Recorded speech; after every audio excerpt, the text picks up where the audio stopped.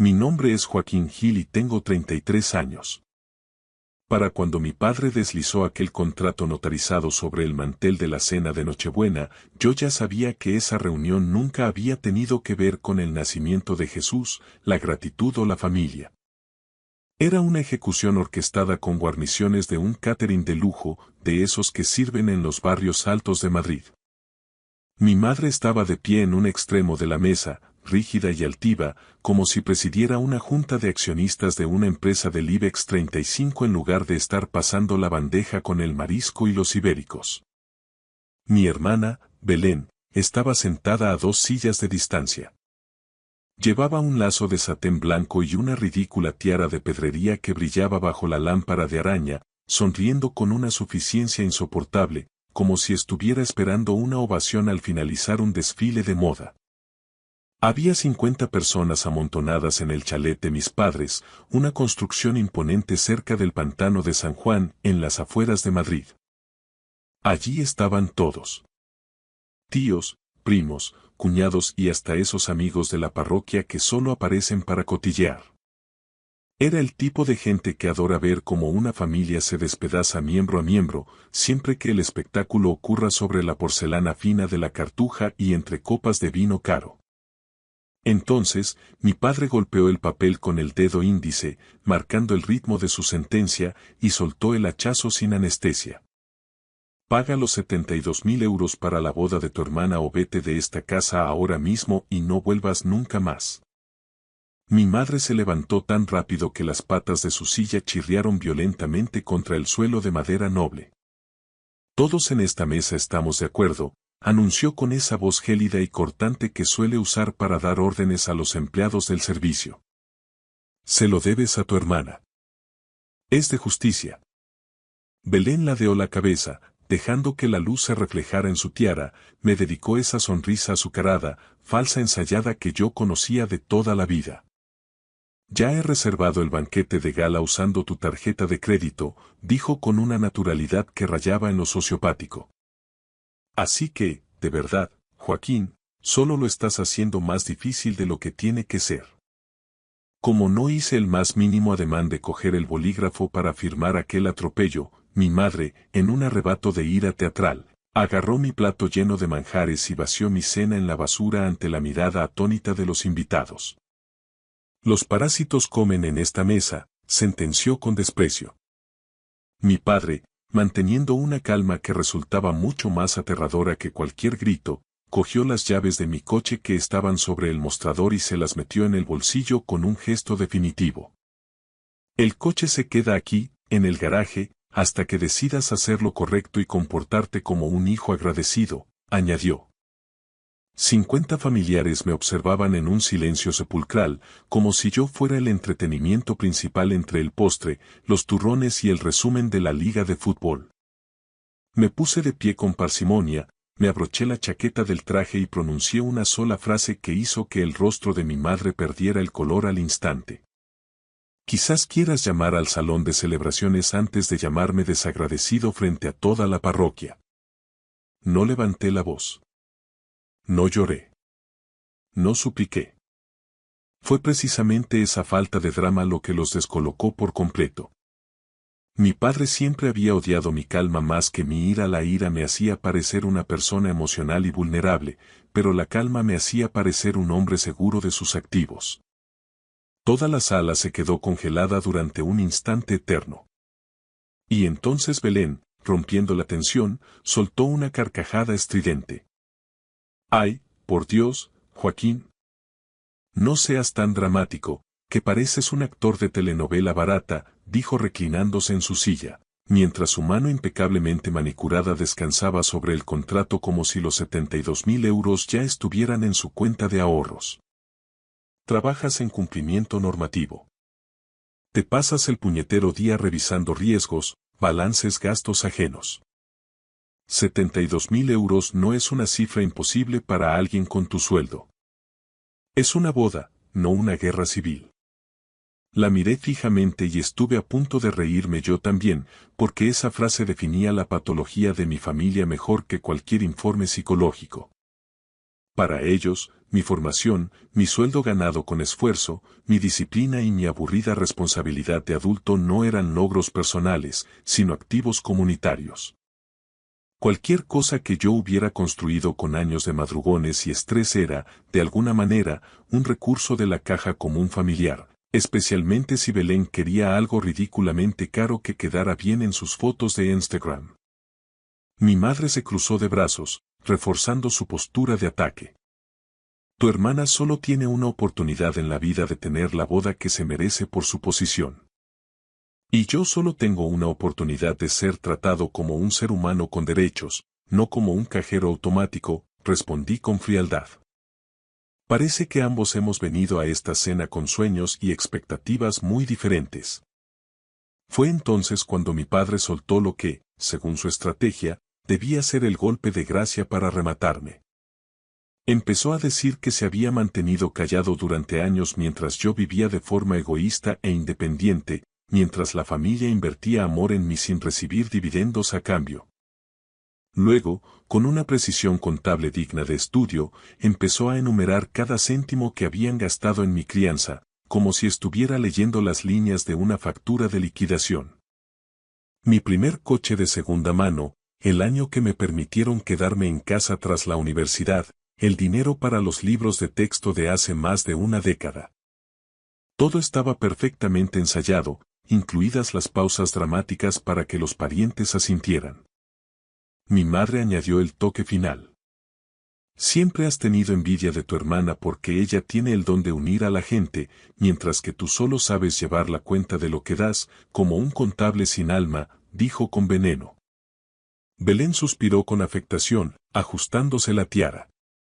Sinceramente, Joaquín, pensaba que a los 33 años ya habría superado esos celos infantiles de hermano mayor, añadió. Ese fue el segundo exacto en el que dejé de verlos como mi sangre y empecé a verlos profesionalmente como lo que eran. Un riesgo de fraude coordinado de alta peligrosidad. Saqué mi teléfono móvil, desbloqueé la pantalla y dije con una sonrisa gélida. Ya que habéis decidido que esta cena es para revisar recibos y cuentas pendientes, hagámoslo correctamente y con toda la documentación sobre la mesa. La expresión de mi padre cambió de forma drástica, pasando de la suficiencia a una rigidez defensiva. Conocía perfectamente ese tono de voz, era el tono que utilizo cuando detecto una anomalía en un flujo de caja. 2 años atrás, mi sistema de alerta saltó cuando descubrí que alguien había intentado incluirse como usuario autorizado en una de mis tarjetas de crédito personales sin mi consentimiento. El banco bloqueó la cuenta de inmediato e inició una revisión interna que me dejó clara una conclusión técnica. La solicitud de acceso se había originado desde una dirección IP dentro de este mismo chalet familiar. En aquel entonces, nunca recibí una disculpa, solo encontré silencios incómodos, proyecciones de culpa y la sugerencia habitual de mi madre de que mi deformación profesional me estaba volviendo un paranoico. Miré fijamente a mi madre a los ojos, ignorando el resto de la mesa. ¿Te gustaría explicarles a todos los presentes, ahora que estamos en familia, por qué mi tarjeta principal fue marcada por fraude hace 2 años? Pregunté con una calma cortante. No es el momento ni el lugar para tu paranoia de siempre, Joaquín, espetó ella demasiado rápido, con un tono agudo que delataba su nerviosismo. Esa respuesta defensiva le dijo a todos los invitados más que una confesión firmada ante notario. Mi tía, sentada al final de la mesa, dejó de masticar su langostino a mitad de camino. Un primo soltó el tenedor, que tintineó contra la porcelana de la cartuja como una campana de alarma. La sonrisa de Belén, esa máscara de felicidad de Instagram, finalmente flaqueó y se desmoronó. Entré en mi correo electrónico desde el móvil y busqué el rastro digital, ese informe técnico que me había enviado a mí mismo 100 veces pero que nunca había mostrado a nadie. No lo guardaba por debilidad, sino por estrategia. Sabía que una vez que desplegara las pruebas, no habría vuelta atrás ni puentes que reconstruir. El depósito del salón de bodas que mencionaste, Belén, no se ha procesado ni se procesará jamás, dije, elevando ligeramente la voz para que llegara hasta el último rincón del salón. Y no es porque yo me haya negado a pagar esta noche, sino porque la tarjeta que intentaste usar fraudulentamente estaba bloqueada por seguridad mucho antes de que nos sentáramos a cenar. Lo que significa que solo existen dos realidades posibles en cumplimiento normativo. O mentiste al decir que ya habías reservado el banquete, o alguien en esta mesa intentó usar a sabiendas una cuenta bloqueada esperando que yo fuera humillado públicamente hasta que arreglara el problema por pura presión social. Belén se puso rígida como una estatua de sal. Estás intentando arruinar mi boda y mi felicidad por un simple problema técnico de un banco, siseó con veneno. No, respondí con una frialdad absoluta, estoy exponiendo un intento de robo sistemático mientras los demás intentan terminar su besugo al horno. Fue entonces cuando la madre de Ignacio, el prometido de mi hermana, que había permanecido en un silencio diplomático toda la noche, hizo la pregunta que nadie en mi familia esperaba de alguien ajeno al círculo de protección. Espera un segundo. ¿Por qué iba Joaquín a tener que pagar absolutamente nada de esta boda? El ambiente en la sala se volvió denso, casi irrespirable. Mi madre, siempre maestra de las apariencias, intentó recuperar el control del relato rápidamente. Es un acuerdo interno, un tema de apoyo familiar que tú no entenderías. Comenzó a decir. No, la interrumpí tajante, no es un acuerdo. Es extorsión con guarnición de cordero lechal. Algunos primos bajaron la mirada hacia sus platos, avergonzados. Otros, sin embargo, parecían fascinados por el espectáculo, disfrutando del colapso de la fachada de perfección de los Gil. Mi padre dio un paso intimidatorio hacia mí y bajó la voz hasta convertirla en una amenaza vibrante. Siéntate ahora mismo, Joaquín. No nos avergüences más. Le sostuve la mirada sin parpadear, aplicando la misma firmeza que uso en las auditorías de riesgo. Dame mis llaves, papá. No te daré nada hasta que cortes con este circo y te disculpes con tu madre y tu hermana. Entonces quédatelas, considéralas mi última contribución a este fondo perdido, dije mientras daba un paso atrás.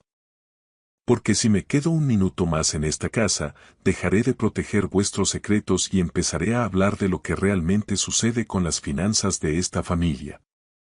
La cara de mi madre perdió todo el color, volviéndose de un gris ceniza. Sabía exactamente a qué me refería y qué documentos tenía guardados. Me di la vuelta, ignorando el murmullo creciente de los invitados, y caminé con paso firme hacia la puerta principal mientras Belén gritaba a mis espaldas, con la voz rota por la rabia. Estás destruyendo a esta familia y mi futuro por una simple boda. Me detuve un segundo con la mano apoyada en el pomo de la puerta de roble. No, Belén.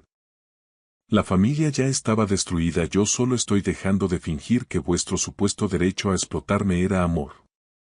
Salía la noche fría de Madrid, respirando el aire puro de la sierra que rodeaba el pantano de San Juan, dejando atrás una furia contenida y un salón lleno de hipocresía. Mientras caminaba hacia la carretera para buscar un taxi, sabía tres cosas con seguridad absoluta.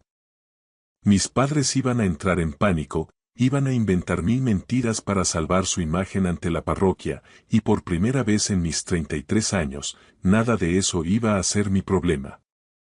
Pasé la primera noche de Navidad en un hotel de Las Rosas, a apenas 20 minutos del chalet familiar. No regresé a por mis pertenencias porque mi padre aún retenía las llaves de mi coche y yo me negaba rotundamente a concederles el privilegio de una segunda ronda de humillaciones.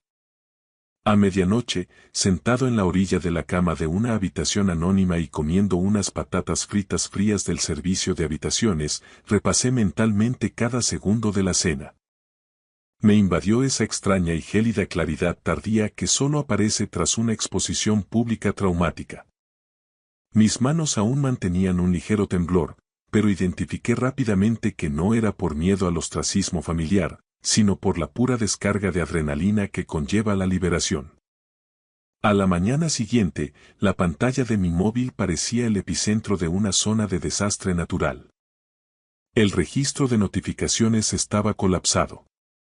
llamadas perdidas de mi madre, mensajes incendiarios de mi padre, audios melodramáticos de Belén y, lo más previsible, intentos de contacto de parientes lejanos con los que no cruzaba palabra desde hacía años, pero que de repente se sentían ungidos con la autoridad moral para mediar en el conflicto. No respondí a ninguna interacción. En lugar de eso, apliqué el protocolo básico de mi profesión. Hice capturas de pantalla de cada amenaza y comentario, organizándolo todo en una carpeta encriptada de alta seguridad. Documentar primero, reaccionar después, esa es la regla de oro que te graba a fuego el trabajo en el Departamento de Cumplimiento Normativo. Para el mediodía del 25 de diciembre, ya había tomado las medidas profilácticas necesarias. Encargué copias de las llaves del coche a través del seguro, bloqueé de forma definitiva cualquier cuenta bancaria que hubiera tenido el más mínimo contacto con mis familiares y actualicé mis contactos de emergencia en todos los registros oficiales, eliminando sus nombres. También redacté un correo preventivo a la Dirección de Recursos Humanos de mi empresa. Conocía perfectamente el modus operandi de mis padres. En cuanto perdían el control sobre un activo en el ámbito privado, escalaban el conflicto al entorno público para forzar la rendición por vergüenza. Mi nota fue aséptica y profesional. Es posible que el departamento reciba comunicaciones de terceros realizando reclamaciones financieras falsas como represalia por un conflicto de índole personal. Mi jefe me llamó a los 10 minutos de recibir el aviso. Joaquín, no necesito detalles, pero sea lo que sea que esté ocurriendo fuera de estas oficinas, cuentas con todo nuestro apoyo y el respaldo legal de la firma, me dijo con una sobriedad que agradecí profundamente. Mientras tanto, los mensajes de voz en mi buzón pasaron de ser agresivos a destilar una desesperación tóxica. Mi madre apelaba a la fe, diciendo que había humillado a gente cristiana en una noche tan sagrada para la tradición española como es la Navidad. Mi padre, por su parte, utilizaba la técnica de la invalidación médica, afirmando que yo estaba pasando por un episodio de inestabilidad y que debía volver al redil antes de que el daño a la imagen familiar fuera permanente. Belén, por supuesto, envió un audio sollozando con una sinceridad técnica impecable. No puedo creer que seas capaz de hacerme esto, sabes perfectamente la presión social a la que estoy sometida con esta boda. Ninguno de los tres mencionó las palabras lo siento. Ninguno admitió que acorralarme ante 50 testigos con un contrato de extorsión fue un error moral. Su dolor no nacía del remordimiento, sino de un fallo logístico en su plan de financiación. 3 días después, mi prima Lie, la única que siempre se mantuvo al margen de las intrigas, me envió capturas del grupo de WhatsApp que compartía toda la familia extendida.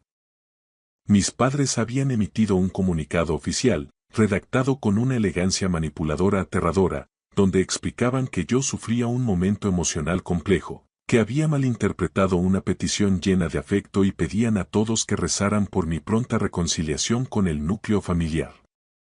Belén remató la jugada con un emoji de corazón roto y un lacónico. A pesar de todo, sigo queriendo a mi hermano. Estaban construyendo un registro público de victimización donde yo era el agente inestable, ellos los mártires de mi egoísmo. Fue entonces cuando comprendí que el silencio absoluto no me protegería de una narrativa tan bien estructurada. Así que decidí combatir el fraude con su mejor arma. Una cronología profesional de hechos.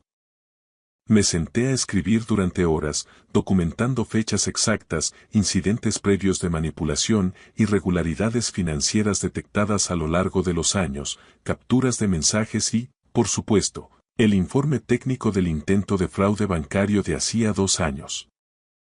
Cuanto más avanzaba en el informe, más nítido era el patrón delictivo. Belén deseaba un capricho de lujo, mis padres lo transformaban en un deber moral de la sangre. Yo presentaba resistencia basada en la lógica y ellos escalaban el nivel de acoso y vergüenza pública hasta que ceder el dinero era la única forma de recuperar un poco de paz. No era solo favoritismo, habían diseñado la estructura familiar para convertir mi fiabilidad y mi sueldo en el motor que financiaba el estilo de vida de mi hermana. Recibí un mensaje de un número desconocido mientras tomaba un café rápido cerca de mi hotel. Hola, Joaquín. Soy Esteban Mendoza, el primo de Ignacio, el prometido de Belén. Creo que tus padres han estado usando tu nombre de forma fraudulenta con mis tíos. Tenemos que hablar antes de que la familia de Ignacio pierda más dinero en este pozo sin fondo. Me reuní con Esteban en una cafetería con Soledad de la Plaza de Olavide, en el barrio de Chamberí, la tarde siguiente.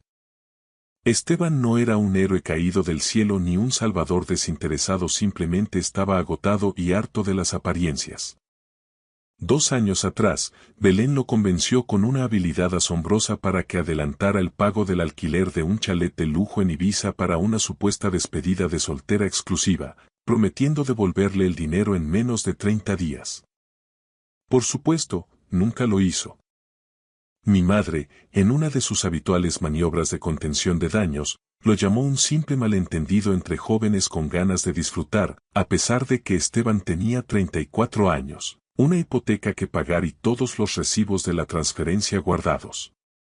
En la mesa de la cafetería, Esteban me enseñó una serie de capturas de pantalla de mensajes de WhatsApp entre su tía, la madre de Ignacio, y mi madre. Adela Gil, mi madre, les había asegurado con una firmeza absoluta que yo gestionaba un fideicomiso familiar heredado, que los fondos para la boda ya estaban segregados en una cuenta de inversión y que mis reticencias recientes eran solo una cuestión de estrategia fiscal de fin de año para optimizar el pago de impuestos. Casi me río a carcajadas por la pura incredulidad de la situación. Soy un analista de cumplimiento normativo senior, no un gestor de grandes patrimonios ni un heredero de fortuna.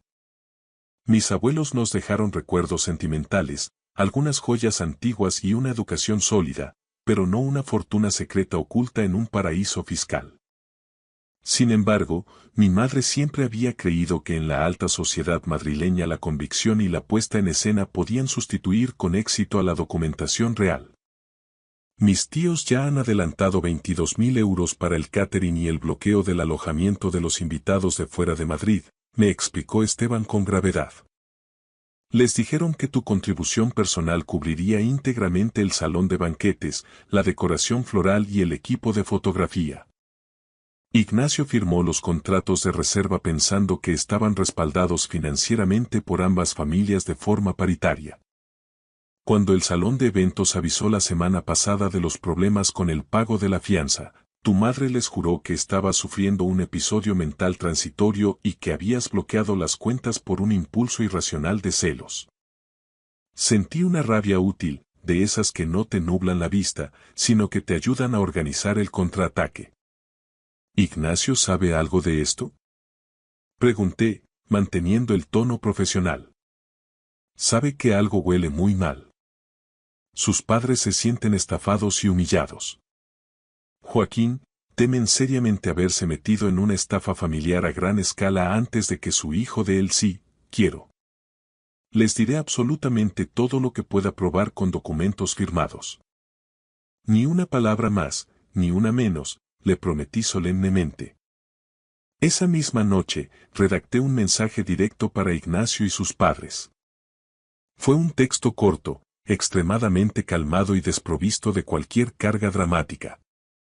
Les informé de que mi nombre, mi cargo profesional y mis finanzas personales se habían utilizado de forma falsa y sin mi consentimiento para avalar compromisos económicos.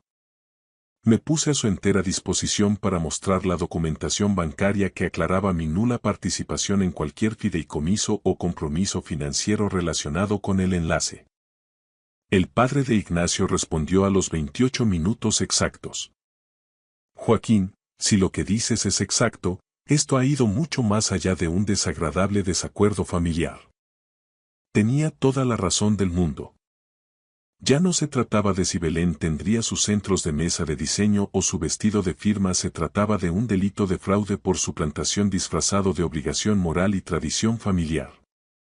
Nos reunimos en un reservado privado de un restaurante exclusivo en La Moraleja. Ignacio parecía un hombre que no había dormido en una semana, tenía las ojeras marcadas y el rostro desencajado. Les conté toda la verdad, paso a paso.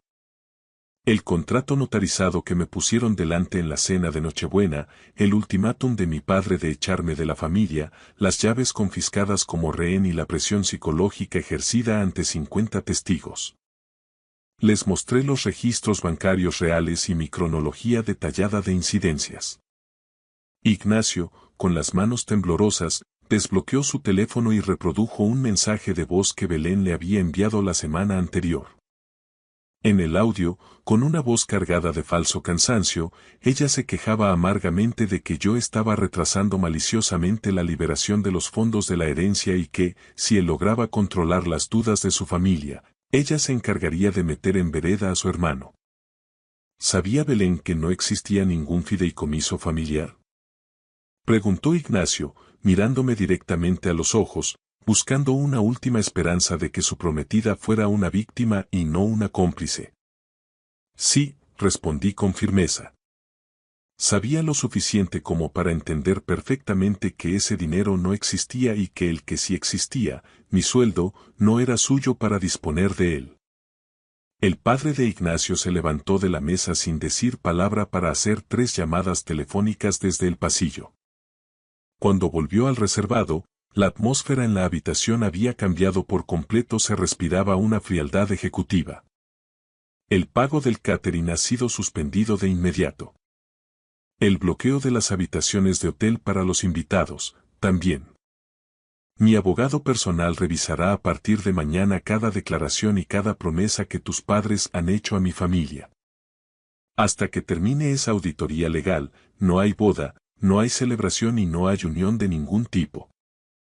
Belén se presentó en mi apartamento de Madrid esa misma noche, sumida en un colapso emocional absoluto. No quedaba rastro de la tiara ni de la altanería que exhibía en el chalet del pantano de San Juan. ¿Eres consciente de lo que has provocado? Siseó entre sollozos histéricos mientras intentaba entrar en mi salón. Se ha cancelado la reserva del salón en La Moraleja, el florista ha parado el pedido de las peonías.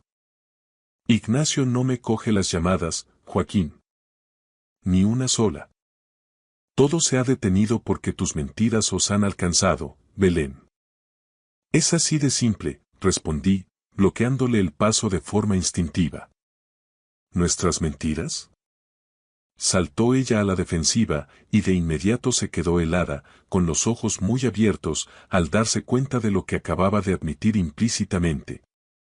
Esa única sílaba, ese nuestras, decía la verdad con más nitidez que cualquier declaración jurada ante un juez. Por primera vez en su vida, Belén no parecía la hija de oro intocable, parecía una estafadora aterrorizada que veía cómo su castillo de naipes se derrumbaba ante un soplo de realidad. Joaquín, por favor. No dejes que piensen que hice esto yo sola, susurró con una voz quebrada. Ayúdame a arreglarlo con Ignacio. Nunca en 33 años me había pedido ayuda como un hermano, siempre lo había hecho como un beneficiario que exige un dividendo. No lo hiciste sola, Belén, eso lo sé, le dije con una tristeza profunda, pero lo hiciste. Y esta vez no hay fianza que pueda pagar tu rescate. Me dijeron que siempre nos salvarías, que eras el pilar de la familia, sollozó ella, derrumbándose en el rellano. Ahí estaba, finalmente verbalizado, el credo tóxico de los Gil. Joaquín no absorbe todo, Joaquín no arregla en silencio, Joaquín paga la factura. Ya no más, respondí con una calma gélida antes de cerrar la puerta y echar la llave, dejando atrás el eco de sus llantos. Al día siguiente, mis padres lanzaron su última ofensiva desesperada, un ataque de tierra quemada. Mi padre llamó a la recepción de mi oficina central alegando una supuesta conducta financiera indebida por mi parte. Afortunadamente, el equipo de seguridad ya estaba sobre aviso y lo marcó como una incidencia externa, derivándolo al Departamento de Recursos Humanos. 2 horas más tarde, mi madre envió un correo incendiario a uno de mis directores de división afirmando que yo había malversado ahorros familiares. La respuesta de mi director fue un muro de profesionalidad.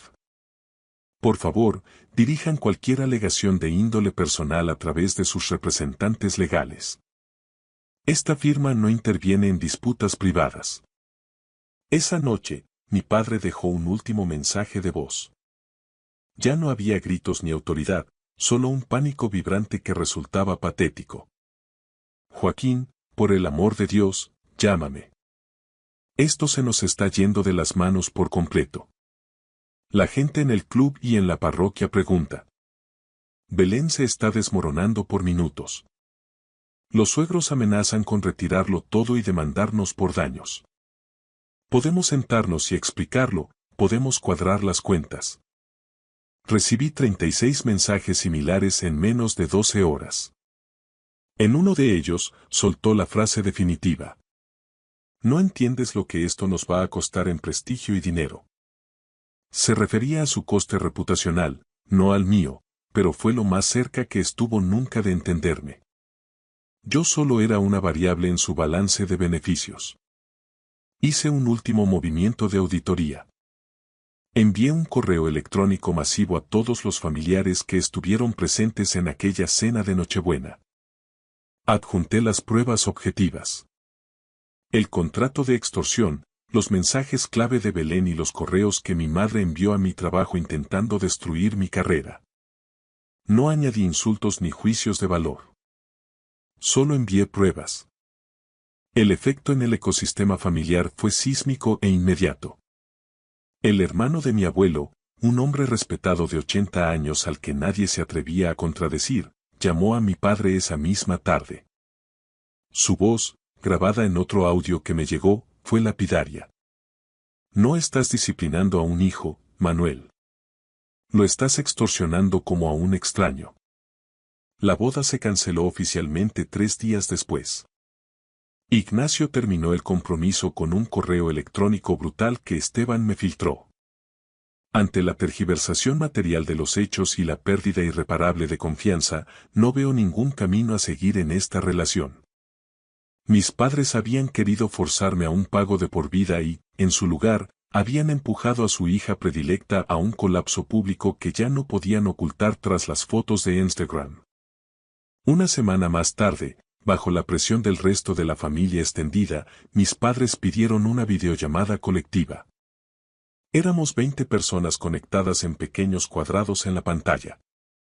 Mi padre parecía haber envejecido 10 años en una semana. Mi madre parecía furiosa, pero obligada por las circunstancias. Y entonces, porque no les quedaba otra jugada en el tablero, se disculparon públicamente. Mi padre admitió que yo nunca acepté pagar la boda y que el contrato fue una coacción. Mi madre admitió que habían hecho suposiciones financieras falsas en mi nombre ante terceros. Mi padre añadió que intentar contactar con mi empresa fue un acto inaceptable. Fueron 8 minutos de una justicia seca que alteraron 33 años de gravedad familiar distorsionada. Poco después, me mudé a Valencia. No lo hice por despecho, sino aprovechando una promoción interna para dirigir un equipo regional. Alquilé un piso luminoso cerca de la ciudad de las artes y las ciencias, con grandes ventanales que dejan entrar la luz del Mediterráneo y, sobre todo, sin espacio para culpas heredadas ni contratos bajo el mantel. Compré una mesa de comedor de madera maciza que me encanta e invité a cenar a amigos reales, de esos que nunca me obligaron a ganarme mi sitio mediante transferencias bancarias. La primera cena de Nochevieja en mi nuevo hogar fue tranquila, casi aburrida en su normalidad. Y fue, por eso mismo, perfecta. A mitad de las uvas, miré alrededor y me di cuenta de que nadie llevaba la cuenta de lo que yo debía o dejaba de deber. Nadie estaba poniendo a prueba mi lealtad con chantajes disfrazados de afecto. Nadie estaba tendiendo una trampa y llamando la tradición. Ser el fuerte en una familia tóxica a menudo solo significa que has sido el más fácil de explotar por tu sentido de la responsabilidad. Pero en el momento en que decides dejar de cargar con el peso que los demás han puesto sobre tu espalda, te llamarán cruel, egoísta y desagradecido. Te llamarán de todo, Joaquín, excepto lo que realmente eres ahora. Libre. Gracias por escuchar la historia hasta el final. Dale like y deja un comentario. Suscríbete al canal y activa la campana para no perderte la próxima historia. Les deseo todo lo mejor. Pasé 38 años tirando de cables a través de las paredes, calculando secciones de potencia y lidiando con cortocircuitos ajenos solo para poder, finalmente, detenerme por completo. No para ir más despacio, sino para parar en seco, como un diferencial que salta ante una sobrecarga. El tipo de parada en la que te despiertas sin alarma y lo único que tienes que decidir antes del mediodía es si tomar el café en el porche delantero viendo la montaña o en la terraza trasera escuchando el agua. Ese era el plan. Eso era lo que me había ganado con cada cuadro eléctrico montado bajo un calor asfixiante.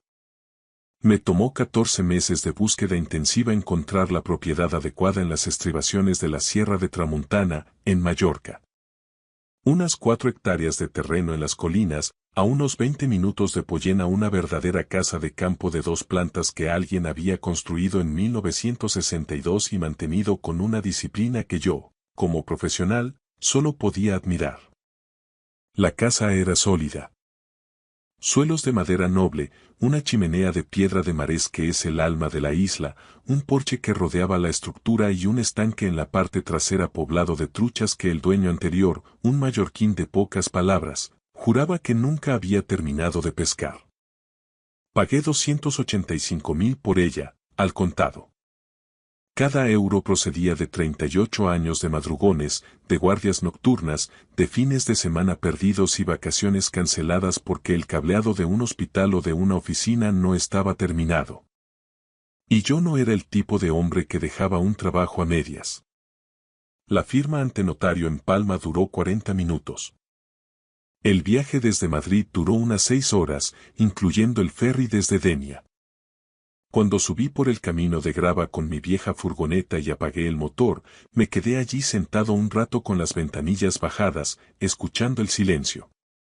Un pájaro carpintero en algún lugar profundo de la arboleda de encinas. El viento moviéndose por la cresta de arriba. Nada más. Tenía 64 años y, por primera vez, sentía que no tenía que ir a ninguna otra parte. Pasé las primeras 3 semanas sin hacer nada que un capataz consideraría útil. Pescaba en el estanque cada mañana, aprendiendo los rincones donde se escondían las truchas más esquivas. Leía libros que llevaba una década cargando en un bolso de herramientas, esperando a tener tiempo para algo más que manuales técnicos. Conducía hasta el pueblo para comprar pan o herramientas, me presentaba a los vecinos sin prisa, y lo encontraba profundamente satisfactorio. Mi vecino del norte, un hombre llamado Jordi que criaba cabras y hacía su propio queso de tupí, me trajo un tarro de miel de color ámbar. Una tarde nos sentamos en el porche y no hablamos casi nada. Me cayó bien de inmediato. En Mallorca, el silencio es una forma de respeto. Mi hijo llamó un domingo. Marcos tenía 33 años, trabajaba en gestión logística en Madrid y se había casado con su esposa, Lucía, 4 años antes. Había sido una boda tranquila, unas 60 personas en un viñedo a las afueras de la ciudad. Por aquel entonces, Lucía me caía bastante bien. Era organizada y segura de sí misma, el tipo de mujer que enviaba notas de agradecimiento en menos de 48 horas y recordaba cómo tomaba el café todo el mundo. Lo que aún no había comprendido del todo era que esas cualidades, cuando se tuercen, se convierten en herramientas de control. ¿Cómo va la vida de ermitaño, papá?, preguntó él. Perfecta, le dije. Esta mañana he sacado 3 truchas preciosas. Perdí una que era más grande que las 3 juntas. Él se rió, una risa que sonaba un poco forzada a través del manos libres. Los padres de Lucía están en la ciudad esta semana. Han bajado desde Asturias. Sergio está con ellos.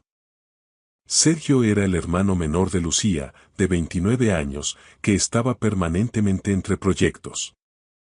Tenía una novia llamada Marta que cambiaba de carrera casi con la misma frecuencia con la que Sergio cambiaba de número de teléfono. Era el tipo de persona que hablaba con gran confianza sobre criptomonedas o negocios inmobiliarios sin haber cotizado un solo día en la seguridad social.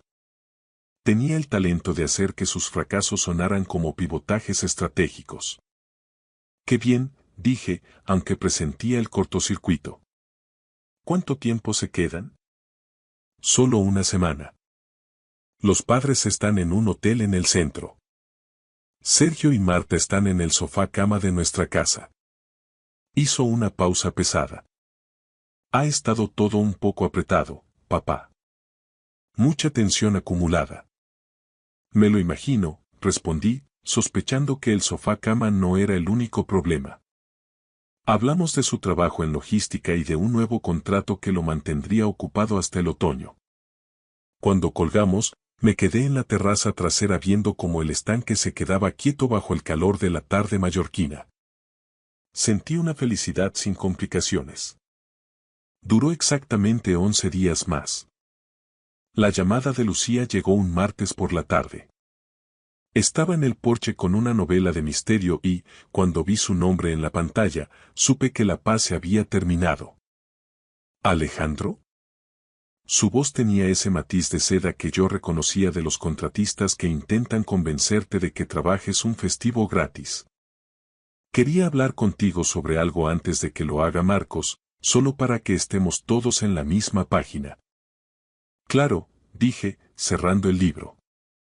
Sergio y Marta están en una situación difícil. Su contrato de alquiler en Valencia terminó y el nuevo lugar al que iban a ir se ha caído. Necesitan un sitio donde quedarse unos meses mientras se recuperan. Hizo una pausa calculada. Tu casa de campo tiene mucho espacio. 3 dormitorios arriba más el estudio. Marcos y yo pensamos que tiene todo el sentido del mundo que se instalen allí un tiempo. Dejé mi café en la mesa de piedra. Lucía, dije con la voz plana de quien mide un voltaje peligroso, me mudé aquí hace 3 semanas.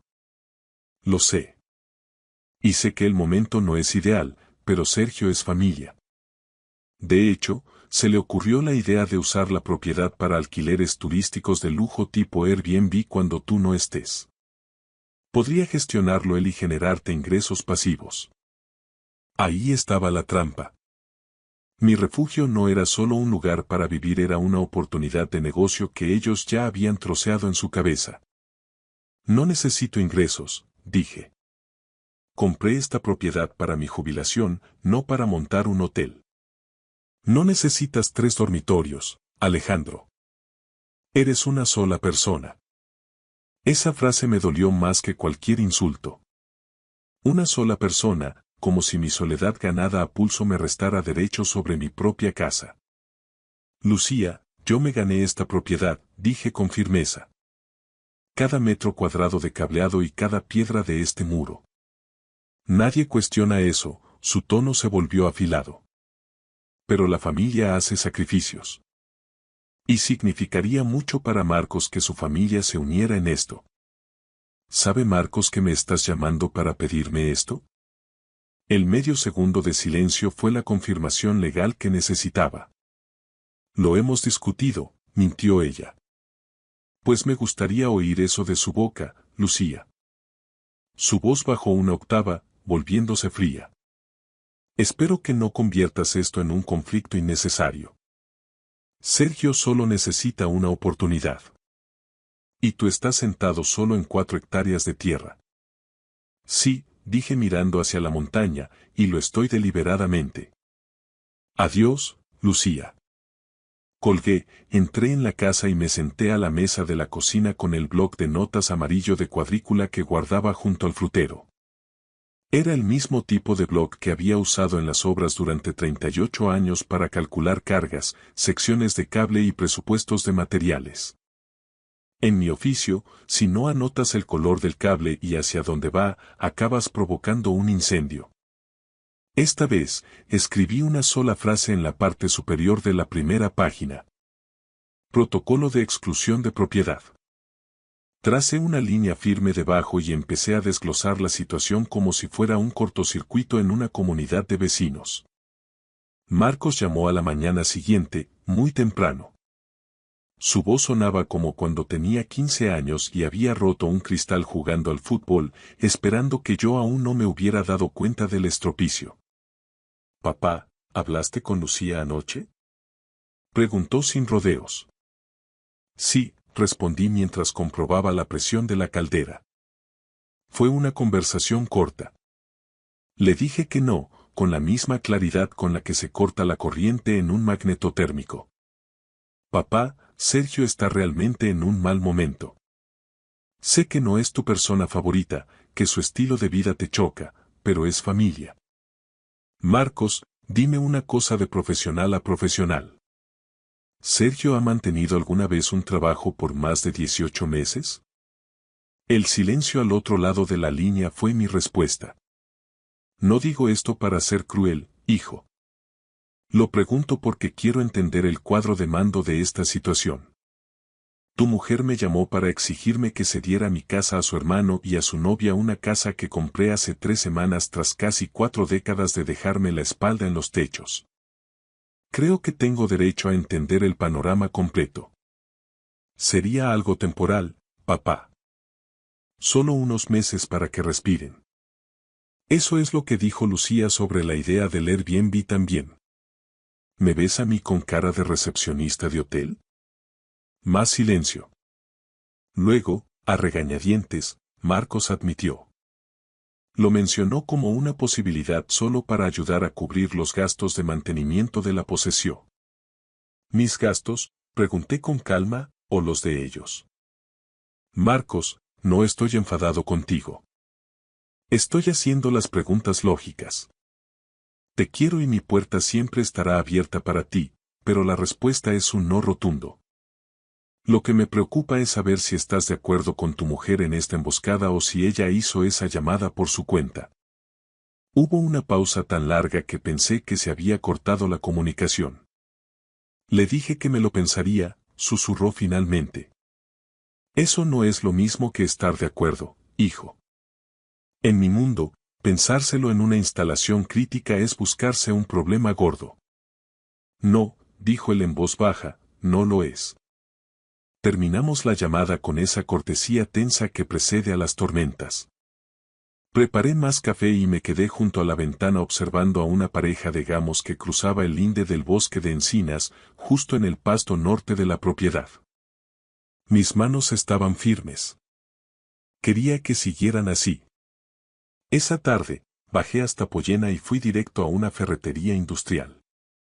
Compré 3 cámaras de vigilancia de alta gama para exteriores. Sensores de movimiento, visión nocturna infrarroja y conexión directa al móvil mediante 4 gramos. El dependiente, un hombre de mi quinta con manos curtidas, me preguntó si tenía problemas con los cazadores furtivos.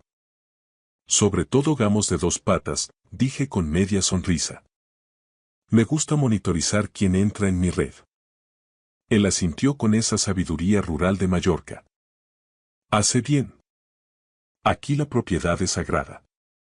De camino, paré en el registro de la propiedad para confirmar que no hubiera ninguna carga pendiente y pedí una nota simple actualizada. Luego, me dirigí al despacho de Patricia Valdés. Jordi me la había recomendado como una abogada de las que no pierden el tiempo con florituras. Su oficina olía a papel viejo y a decisiones definitivas. Me escuchó durante 8 minutos sin interrumpir, tomando notas en una tableta digital. En España, y específicamente con la normativa de Baleares, usted tiene el derecho absoluto de exclusión, sentenció Patricia. No necesita justificar por qué no quiere invitados. Si no hay un contrato de alquiler o un permiso explícito, cualquier entrada es un allanamiento de morada. ¿Y si se presentan aquí alegando que son familia? Si entran contra su voluntad, llame inmediatamente a la Guardia Civil. No discuta con ellos, deje que los agentes hagan el atestado. Eso es oro puro en un juzgado. Mi nuera es del tipo que escala los conflictos, añadí. Teme que presente alguna denuncia por coacciones o algo similar. Documéntelo todo, Patricia me miró a los ojos con seriedad. Cada llamada, cada WhatsApp, cada audio de voz. Quiero un rastro de papel que empiece hoy mismo. Pagué 1.500 como provisión de fondos. Fue el dinero mejor invertido de mi jubilación. Instalé las cámaras esa misma tarde, aprovechando mis conocimientos de electricidad para ocultar el cableado bajo los aleros. Una en el acceso al camino, camuflada en una encina, otra en el garaje apuntando a la entrada principal y la última cubriendo la terraza trasera y el estanque. Registré cada ángulo en mi cuaderno, con fecha y hora. Esa noche llamé a Marcos. Estaba en una habitación distinta a la de Lucía, lo supe por el eco y la ausencia de ruido de televisión. Escúchame bien, hijo. Mi casa es tu casa, siempre. Pero Sergio y Marta no van a poner un pie aquí. Si Lucía sigue presionando, solo conseguirá que la relación se quiebre. Mi negativa es firme. No hay matices. Te escucho, papá, dijo con voz quebrada. ¿Cómo estás tú, Marcos? Cansado, confesó. Cansado de una manera que no sé explicar. Como si tuviera una fuga de energía que no encuentro. Conozco ese tipo de avería, le dije con ternura. Ven a verme cuando quieras. Tú solo. 4 días después, el teléfono vibró en mi bolsillo. Alerta de movimiento en la entrada. Una furgoneta blanca de alquiler subía por el camino de grava. Vi la imagen en tiempo real. Sergio al volante, aparcando con una arrogancia que me revolvió el estómago. Se bajó y se quedó mirando la fachada con la mirada de quien tasa un botín, no de quien admira un hogar. Marta bajó del lado del pasajero señalando hacia el porche, probablemente planeando dónde poner sus muebles de terraza. Llevaban una furgoneta de mudanza. Habían dado por hecho mi rendición. Los recibí en los escalones del porche, con los brazos cruzados. La sonrisa de Sergio era puro teatro. Alejandro. ¡Qué maravilla de sitio! Lucía nos dijo que ya tendrías las habitaciones listas para nosotros. No queríamos avisar para no dar trabajo, pensamos en instalarnos directamente y darte una sorpresa. Sergio, dije, bajando un escalón, ni un paso más. Él se quedó clavado. Le dije que no a Lucía. Le dije que no a mi hijo. Nadie te dijo que no a ti porque nadie en su sano juicio pensaría que te presentarías aquí con una furgoneta sin haber sido invitado. La sonrisa de Marta se evaporó, revelando una expresión gélida. Mira, Alejandro, ha debido de haber un malentendido de comunicación. Empezó Sergio con tono conciliador. No hay malentendido. Fui cristalino. Lucía decidió ignorar mi negativa, pero mi casa no es un bien público. Hemos conducido desde Valencia, son casi 10 horas de viaje con el ferry, soltó Marta con tono cortante. Siento que hayan perdido el tiempo basándose en mentiras, respondí, pero no van a entrar. Hay un pensión a 12 kilómetros, en el pueblo.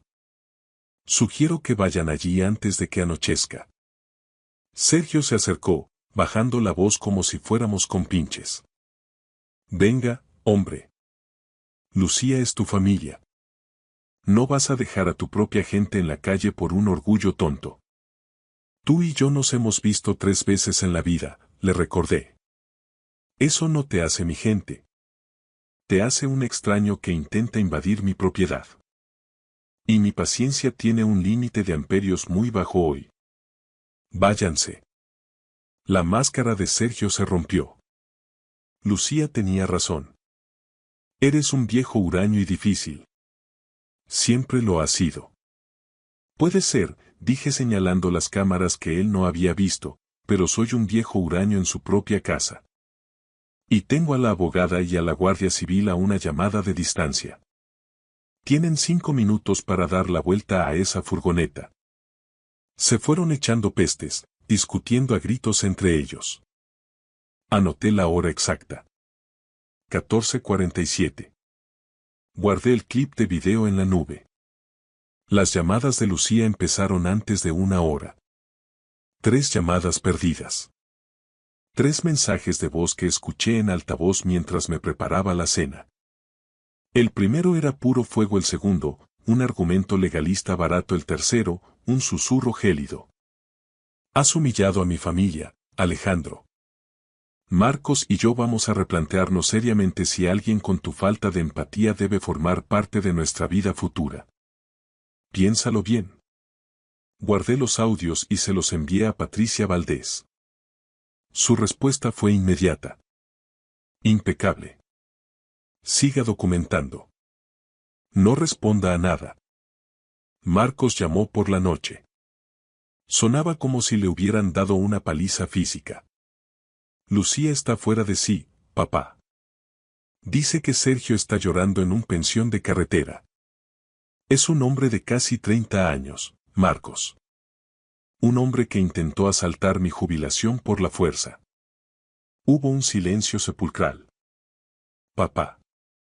¿Por qué Sergio estaba tan convencido de que le dejarías entrar? Eso es lo que no entiendo. ¿Por qué se pegó ese viaje si tú nos dijiste que no?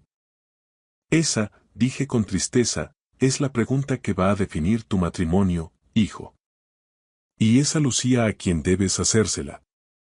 Durante las siguientes 2 semanas, hice lo que siempre había hecho cuando un esquema eléctrico presentaba fallos intermitentes. Buscar la fuga de corriente. No fui agresivo, fui minucioso. Un antiguo compañero de Madrid, que se había jubilado del cuerpo de policía el año anterior y ahora trabajaba como perito judicial e investigador privado, era experto en seguir el rastro del dinero. Le llamé para un encargo preventivo. Necesito el mapa financiero de Sergio y Marta Hernández, le dije. Y cualquier conexión con las cuentas de mi hijo. Todo legal, pero quiero ver el flujo de potencia. Dame 10 días, Alejandro.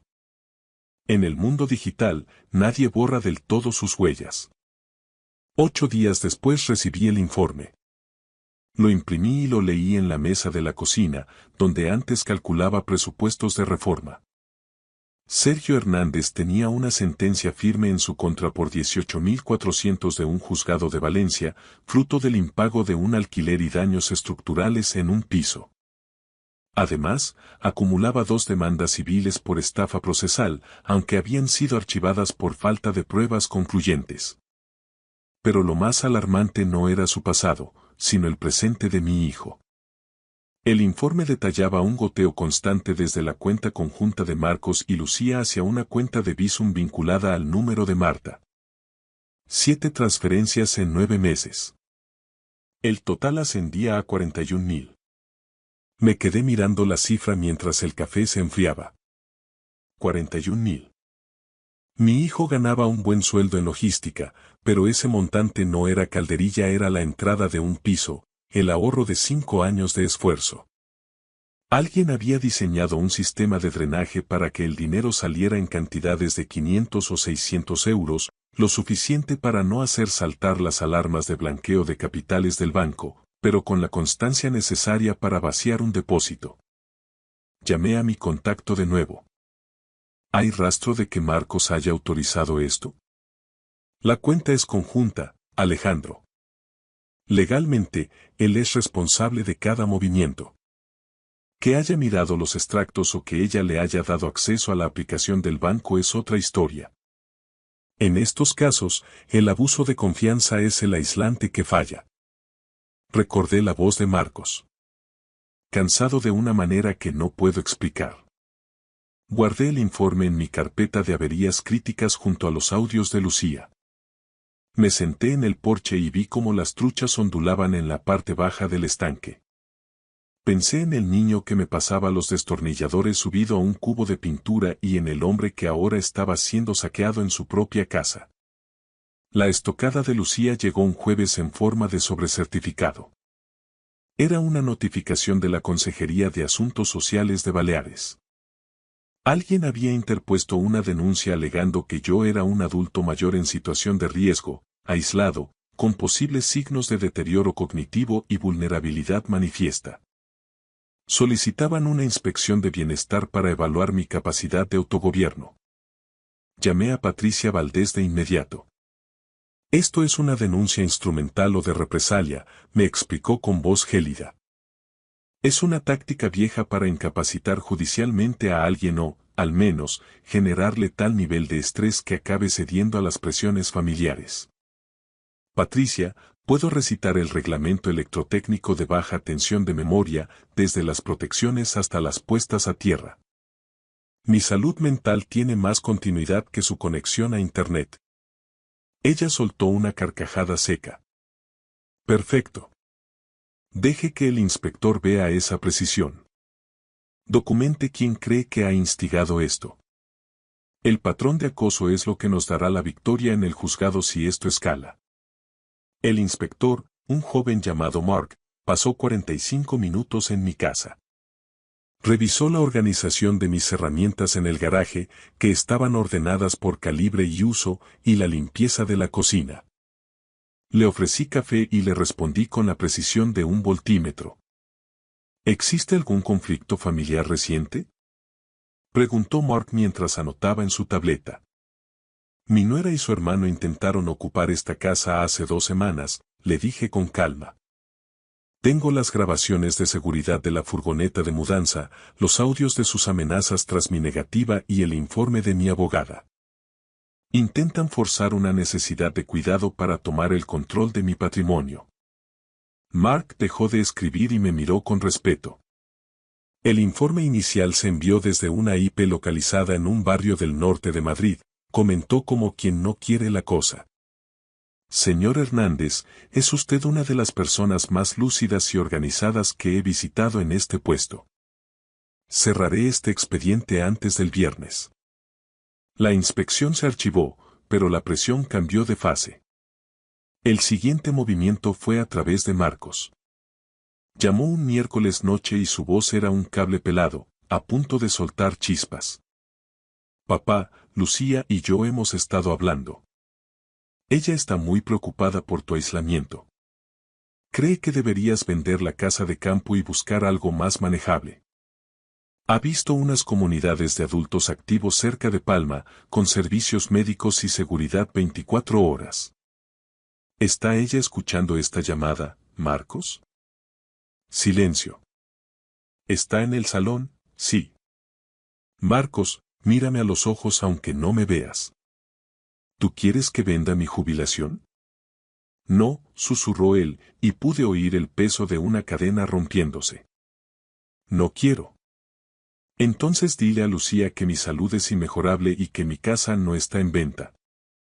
Y ahora, escucha. Necesito que hagas algo por ti mismo. Mañana, cuando estés solo en la oficina, descarga los extractos bancarios de la cuenta conjunta de los últimos 18 meses. Míralos todos, uno por uno. Especialmente los movimientos de Bizum. ¿Por qué, papá? ¿Qué pasa con el dinero? Porque te quiero y porque un cortocircuito se arregla encontrando el cable quemado. Mañana hablamos. No llamó ese día. Ni el siguiente.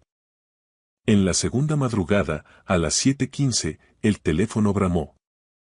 Marcos estaba en un parking, se oía el eco y su respiración agitada. Papá. Su voz estaba rota. Han volado 41.000. He seguido el rastro. Transferencias a Marta, a una sociedad fantasma de Sergio. Lucía ha estado moviendo dinero a mis espaldas desde hace 2 años. Era el fondo para nuestra casa, papá. El ahorro de toda nuestra vida matrimonial. Me levanté y caminé hacia la ventana. El sol de la mañana golpeaba la sierra de Tramuntana, tiñendo las rocas de un naranja eléctrico. Lo sé, hijo. Tengo el informe del perito aquí conmigo. Quería que lo vieras por tus propios ojos para que nadie pudiera decirte que me lo he inventado. Me ha estado mintiendo cada noche, mirándome a la cara. Ven a Mallorca, le dije con autoridad. Coge el primer vuelo o el ferry. Ven solo. Nos sentaremos en este porche, pondremos todos los cables sobre la mesa y decidiremos cómo reconstruir el cuadro eléctrico de tu vida. Pero ven ya. Llegó el viernes por la noche. Tenía la cena lista cuando apareció su coche por el camino de grava. Chuletones de la carnicería de Pollena, maíz del huerto de Jordi y una tarta de almendra, un gató mallorquín, que la mujer de la ferretería me había insistido en llevarme al saber que mi hijo venía de visita. Marcos se sentó a la mesa y comió con la desesperación silenciosa de un hombre que no hubiera probado bocado en días. Sospecho que era exactamente así. Hablamos hasta la madrugada. Extendí los documentos sobre la mesa de madera como si fueran los planos de una instalación compleja y repasé cada punto. Las transferencias por Bizum, la licencia de actividad fantasma, las sentencias por impago en Valencia y las imágenes de la furgoneta en mi entrada. Le puse los audios de Lucía. Marcos no dijo mucho, hacía preguntas precisas, buscando el fallo en el cálculo, hasta que finalmente hundió la cabeza entre las manos. Le dejé estar. El silencio, a veces, es el único aislante que funciona. Ella sabía lo de la posesión porque Sergio le dijo que era el activo perfecto para su chiringuito de Airbnb, dijo finalmente, con voz hueca. Me lo soltó hace meses como un comentario al azar. No entendí que ya había diseñado el esquema de asalto. Trazó un plan de carga, le respondí. Desde su perspectiva, era lógico. Tu piso en Madrid es urbano y pequeño, mi casa en la Tramuntana es el escenario ideal para el alquiler turístico de lujo. Necesitaba que yo cediera para instalar a su hermano como gestor. Cuando puse el diferencial en off, el sistema colapsó y ella forzó la máquina. Dios. Se levantó y caminó hacia la ventana. ¿Cuándo supiste que ella no era el cableado que parecía ser? No lo sabía con certeza, confesé. Tenía fugas de corriente, dudas. Pero no tenía el polímetro en la mano. Y tú la querías. Si te hubiera dicho algo sin pruebas, habrías pensado que era el típico recelo de padre. Ella te habría convencido de que yo era el problema. Me puse a su lado frente a la oscuridad de la montaña. Es mejor así, hijo. Has encontrado la avería tú mismo. La verdad que uno descubre por su cuenta tiene una sección de cable mucho más resistente que la que te cuentan otros. Marco se quedó hasta el domingo.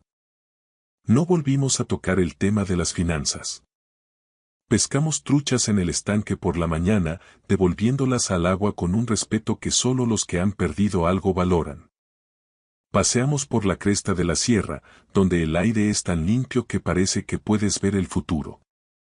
Al atardecer, nos sentamos en el porche a ver cómo los nubarrones se acumulaban sobre el Puig Tomir. Cuando se fue, me abrazó con una fuerza que no recordaba desde que era un niño. Voy a hablar con un abogado en Madrid mañana mismo, dijo con firmeza. Habla con Patricia Valdés también, le sugerí. Ella ya tiene el hilo de la bobina aquí en la isla. Gracias por no ceder, papá. Si les hubieras dejado entrar, yo nunca habría mirado los extractos. Habría seguido viviendo en un cortocircuito permanente. Te mereces una instalación limpia, Marcos. Nada menos. Le vi alejarse hasta que sus luces traseras se perdieron en la curva de la carretera secundaria. Entré, me serví un poco de coñac y salí a la terraza. Las ranas croaban y el aire olía a pino y a tierra mojada. 4 hectáreas de silencio ganado. No había sido la paz que imaginé al jubilarme, pero había sido una lucha necesaria para que el resto de mis días tuvieran luz. La contraofensiva de Lucía fue previsible. Primero, una carta de un bufete de Madrid pretendiendo que el dinero donado a sus padres era parte de una estrategia de planificación financiera familiar y que mi posesión podría estar sujeta a investigación en la liquidación de gananciales. Patricia Valdés respondió con un escrito tan técnico y afilado que les quitó las ganas de litigar por ahí en menos de una semana. Mi propiedad era un bien privativo, comprado con dinero anterior a cualquier conflicto y sin conexión alguna con sus esquemas. Luego vino la llamada de la madre de Lucía. Lloraba, apelando a la familia y a la oportunidad de arreglar las cosas. Con todo el respeto, le dije, yo no estoy destrozando nada. Yo solo puse el candado en mi puerta. Lo que su hija hizo después, la denuncia falsa ante servicios sociales, el desvío de 41.000, son decisiones suyas. Yo tengo los audios y las pruebas. No es una mala persona, Alejandro, balbuceó ella. No lo sé. Pero ha puesto sus intereses por encima de la vida de mi hijo. Y en mi cuadro de mandos, eso es una falta gravísima. No voy a retirar mi apoyo a Marcos. Marcos solicitó la separación legal en octubre. Me llamó el mismo día desde el parking del despacho. Lucía se ha ido de casa. Sus padres vinieron con un camión desde Asturias. Sergio no estaba. ¿Dónde está el genio de los negocios? Pregunté. Sigue en el pensión de Pollena. Lucía le ha estado enviando dinero de lo poco que quedaba en la cuenta conjunta. No ha aprendido nada. No, dije yo, hay gente que prefiere quemar toda la instalación antes que admitir que el diseño estaba mal. La voz de mi hijo sonaba cansada, pero era un cansancio sólido, el de quien ha terminado una jornada de trabajo duro y sabe que el edificio se mantiene en pie. Mi abogada dice que la auditoría forense va para largo. Hay deudas que yo no conocía, créditos rápidos a mi nombre con firmas falsificadas. Es como abrir una pared y descubrir que alguien metió cables de sección baja para ahorrar y ahora todo está chamuscado. Marcos, le dije con calma, no es culpa tuya. Tú confiaste en quien debías poder confiar. Que ella manipulara el contador no dice nada malo de ti, sino de ella. Vino a Mallorca por Navidad. Solo él. Cenamos en el pueblo, paseamos bajo la niebla de la tramuntana y hablamos de futuro, no de juzgados. Me contó que estaba mirando una oferta de una empresa de logística en el puerto de Palma. Está a 40 minutos de aquí, dijo mientras aparcábamos en la posesión. Lo sé, respondí. Es una buena distancia para mantener el voltaje correcto. Él miró la casa, con la luz del porche recortada contra la montaña negra. He estado pensando en que un nuevo comienzo necesita buena tierra. La tierra aquí es dura, pero si la cuidas, aguanta lo que le eches, dije. Él se rió. Una risa limpia que no escuchaba en años. Marcos aceptó el trabajo en febrero. Le ayudé a mudarse a un piso en Santa Catalina, en Palma, un edificio de techos altos y paredes de piedra de marés que él mismo eligió. Sin presiones, sin oportunidades de negocio ajenas. El divorcio se cerró en marzo. Lucía se quedó con los muebles de Madrid y una deuda que el contable forense rastreó hasta la empresa fallida de Sergio. Otros 22.000 en préstamos que ella había avalado comprometiendo el crédito de mi hijo. Al final, el juez dictó sentencia y Patricia me mandó el correo definitivo. Caso cerrado. Usted está libre de cualquier carga o reclamación. Disfrute de su posesión. Este último fin de semana, Marco subió a la casa con una caña de pescar nueva. Estábamos en el muelle a las 7 de la mañana. La bruma subía del estanque y las truchas saltaban rompiendo el espejo del agua. Marcos lanzaba el sedal con la paciencia de quien ha aprendido que los resultados reales requieren tiempo y una buena base. He estado pensando, dijo mientras recogía carrete, en que voy a fijarme la próxima vez. En si alguien respeta lo que no ha construido ella misma. Esa es la clave, papá. Lucía solo valoraba lo que podía usar para su propio plano. Ahora ya sabes leer los esquemas antes de conectar la corriente, le dije. Pescamos hasta las 9 y luego rodeamos las 4 hectáreas, marcando el terreno para el huerto que plantaremos en primavera. El bosque de encinas, el pasto sur, el estanque. Todo estaba en su sitio. Me había costado un año de tensión, pero a cambio había recuperado a mi hijo y le había enseñado la lección más importante de mi oficio. Que una instalación solo es segura si los cimientos y las conexiones son honestas. Jordi vino por la tarde con miel nueva. Nos sentamos los tres en el porche mientras el sol caía tras la cresta. Marcos y él hablaban de abonos y de maderas para las camas elevadas del huerto. Deberíamos usar la encina caída para los postes, decía mi hijo, hablando de este lugar como de algo que ya formaba parte de su propia red. Cuando Jordi se fue y salieron las estrellas, nos quedamos en silencio. El ave nocturna llamó desde la arboleda. Las ranas seguían a lo suyo. Papá, dijo Marcos. Dime. Quiero vivir así. Sin trampas en el cuadro eléctrico. Haciendo las cosas bien desde el principio, como tú. Le miré. 33 años, las ojeras desaparecidas, la mirada limpia. Ya lo estás haciendo, hijo. Bienvenido a casa. Nos quedamos fuera hasta que el frío de la montaña nos obligó a entrar. Marcos durmió en la habitación de invitados, la misma que hace meses fue el centro de una batalla que ganamos sin dar un solo grito, solo documentando, resistiendo y manteniendo la línea. Antes de apagar la luz de la cocina, miré por la ventana el estanque oscuro y la silueta de la sierra contra el cielo. Tenía 64 años. Tenía suficiente. Tenía a mi hijo, mi posesión, mis truchas y el silencio imperturbable del invierno mallorquín. Exactamente como lo había planeado. Exactamente como me lo había ganado. Muchas gracias por ver. Si les ha gustado la historia, denle a like, escriban un comentario y suscríbanse para no perderse la próxima historia. Valoramos mucho su presencia en este canal. Todo lo mejor.